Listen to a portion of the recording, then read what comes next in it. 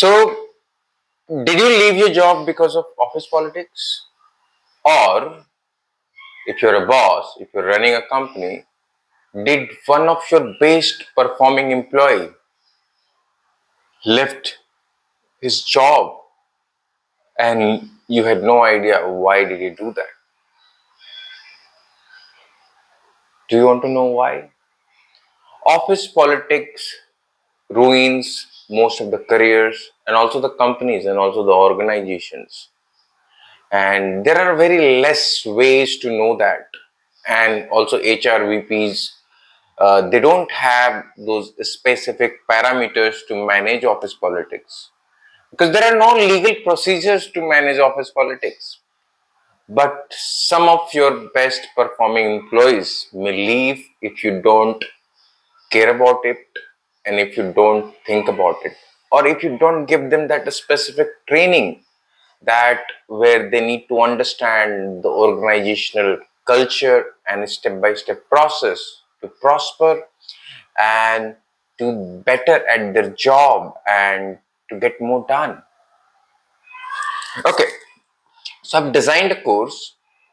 Today I'm going to talk a story about it and how we can actually overcome this office politics. So the first strategy is controlled conversation. How does it work? So let's imagine you're a boss and someone joined your company, or you're just an employee, you joined a company where this is your first day, or maybe this is your second year, this is like overall a month. So, what do you do? Do you directly start speaking a lot? Do you overwhelm yourself and do you overwhelm your team members? That, oh, this guy talks too much. But if you talk too much, generally people would assume that you just talk, not a lot of work. So, what do I mean by controlled conversation is, do you have proof of what you have completed and that you can talk about it rather than talking about some general things or about some people? So, you really need to know when you join a company, how do you start the conversation? Where does your conversation lead? Maybe these parameters could go to all different places: your gym, your home, your company, or wherever. Whenever you join a new place, how do you behave will determine how long you're going to stay. So, how does it work? You joined a company. The first thing you have to do is you have to recognize, or rather in life, you have to recognize, does your word matter? Do you give more value to your words? And if you're saying something, does it create any add value? Does it create some value that it will generate some kind of outcome? And it is some, let's say, you're just talking things which does not make sense, then obviously people are not going to take your side. You will become more of a talkative person. You will be known to be just talkative person, but not like a performer. And that's a negative impression you will keep creating by the time you keep going ahead in this organization or some other organization, or maybe gym, or in a group or in a community. Your words have to really matter. Who do you talk to and how do you talk to? Do you have a controlled conversation or not? Controlled conversation is one of the hottest topic which can help you gain respect and do more work, because you would be less distracted but to do more work. Second thing is, I think a lot of people have not utilized this, is KPI metrics. What is KPI metrics? KPI metrics is basically the data, three kinds of data. your performance, your team's performance, and let's say you can combine that and you can create a monthly, quarterly, and yearly performance report. And that will create an evidence that, oh, this guy has really worked. He's not just talking about things, but he has really worked, and he's talking about his work. What will that do is that will create a proof of work, and that will also get you more respect. And when you try to talk to an audience, let's say your boss tells you, how is the team performance? Can you talk it on a stage? Once you've completed your work for reality, and when you go on a stage, your mind is already cleared that what you have created and what you have done, what you have completed. And no matter how your communication is, you will still be able to talk a lot about it with a precision. So creating that metrics while you're working in an organization is very important.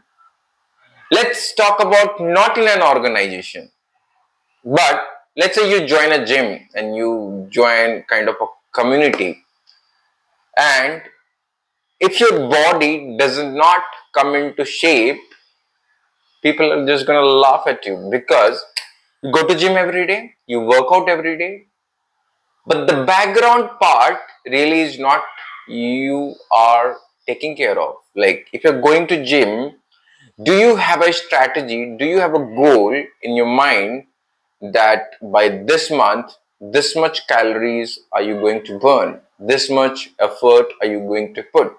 And what all kind of workout you're going to actually put in to get that weight reduced, get that fat reduced.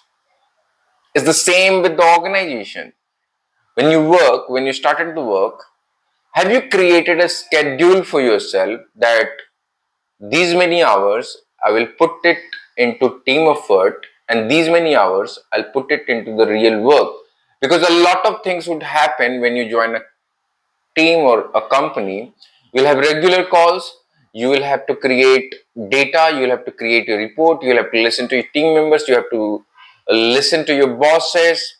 All those have to be scheduled, all those have to be planned. And if you don't plan, certainly there is a lot more chances of failure. But if you plan, chances of failure actually reduces. Okay, let's go to the next topic, which is office chessboard. Office chessboard is something like a flow. Do you understand behavior of every different individual? Let's say he's a junior or he's a senior, but you cannot just go ahead and talk random things to every specific individual, because the personality of every individual would be different from different people. Some bosses would be like very friendly to you, and some bosses would not be that friendly to you.